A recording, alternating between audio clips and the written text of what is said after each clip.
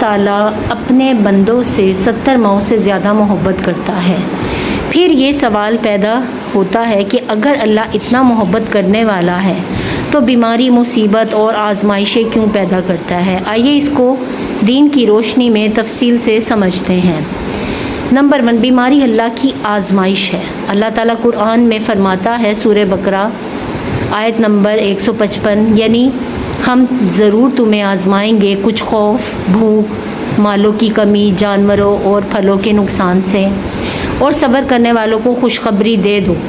بیماری دراصل ایک امتحان ہے تاکہ یہ ظاہر ہو کہ کون اپنے رب پر بھروسہ کرتا ہے اور کون ناشکری کرتا ہے۔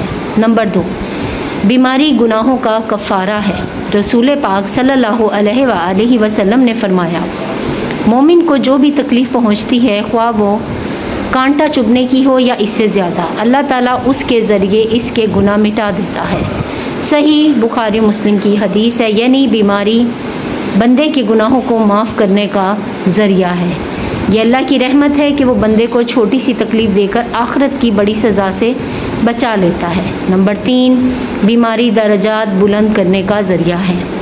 رسول پاک صلی اللہ علیہ وآلہ وسلم نے فرمایا، جب اللہ تعالیٰ کسی بندے کے لیے بھلائی چاہتا ہے تو اسے دنیا میں آزمائش میں مبتلا کرتا ہے۔ صحیح بخاری کی حدیث ہے، یعنی کبھی انسان نیک عمل کم کرتا ہے لیکن اللہ چاہتا ہے کہ اس کے درجے بلند ہو تو اللہ اسے بیماری دیتا ہے تاکہ صبر کے ذریعے اس کا مقام جنت میں بڑھ جائے۔ نمبر 4، بیماری انسان کو اللہ کی طرف رجوع کرنے پر مجبور کرتی ہے۔ اگر انسان صحت و عافیت میں اللہ کو بھول جاتے ہیں، لیکن جب بیماری آتی ہے تو وہ اللہ کو پکارنے لگتے ہیں، دعا کرتے ہیں، اللہ سے تعلق مضبوط کرتے ہیں۔ اللہ تعالیٰ قرآن میں فرماتا ہے، سورہ اسراء آیت نمبر 67، یعنی جب تمہیں مصیبت پہنچتی ہے تو تم سب کو بھول کر صرف اللہ کو پکارتے ہو۔ نمبر 5، بیماری شکر اور صبر کا درس دیتی ہے۔ اگر ہمیشہ انسان صحت مند رہے تو شاید وہ شکر نہ کرے، لیکن بیماری یاد دلاتی ہے کہ صحت کتنی بڑی نعمت ہے۔ اسی طرح بیماری میں صبر کرنا بھی ایمان کی علامت ہے۔ نمبر 6، اللہ اپنے بندوں کو کبھی ان کی طاقت سے زیادہ بوجھ نہیں ڈالتا۔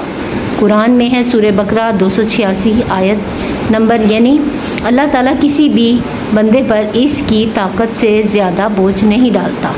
بیماریاں اللہ کی محبت اور حکمت کا حصہ ہیں، گناہوں کی معافی کا ذریعہ ہیں، درجات بلند کرنے کا ذریعہ ہیں، انسان کو اللہ کے قریب کرتی ہیں، انسان کو شکر اور صبر سکھاتی ہیں۔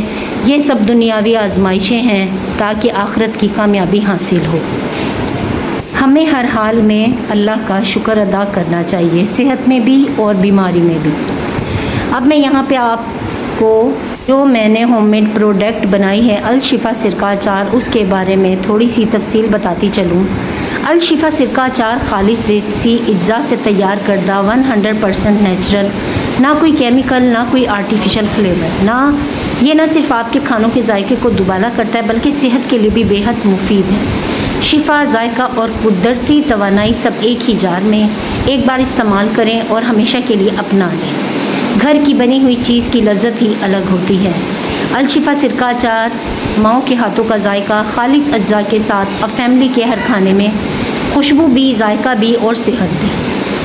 الشفا سرکہ اچار ہر دسترخوان کی شان۔ سوچیں اگر اچار صرف ذائقہ ہی نہیں بلکہ صحت بھی دے، یہ تو پھر سونے پہ سہاگا ہوگا۔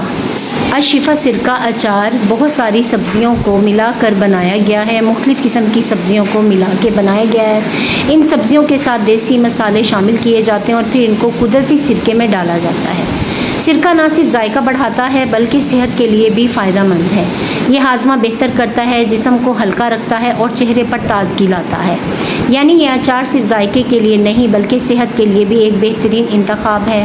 اس میں کوئی کیمیکل یا آرٹیفیشل چیز شامل نہیں کی گئی، یہ بالکل گھریلو اور قدرتی اجزاء سے تیار ہوتا ہے۔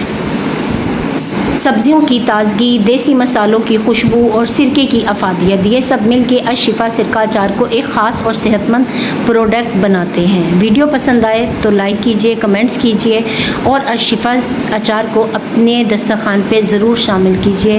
آپ لوگوں کی توجہ کا بہت بہت شکریہ اور میں امید کرتی ہوں آپ کا تعاون ہمارے ساتھ رہے گا۔